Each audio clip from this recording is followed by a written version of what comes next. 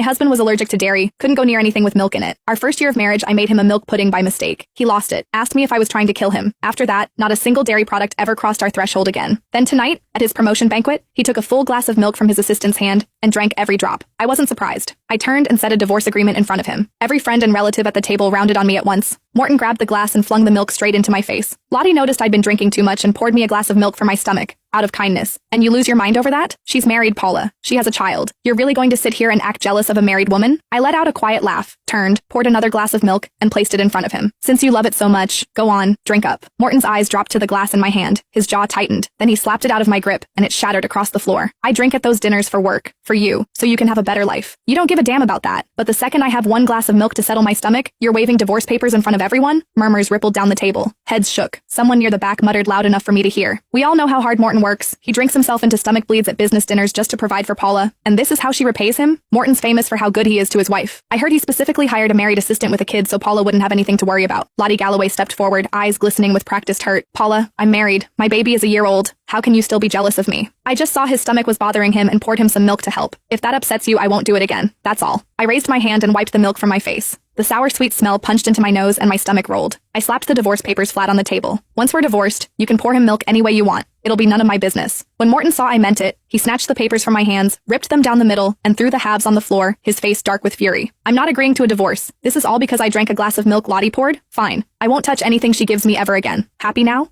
Today is my promotion banquet. Do you have to keep going until you've wrecked it for everyone? Vivian Henson walked over and gave my shoulder a little pat, the way you'd comfort a child throwing a tantrum.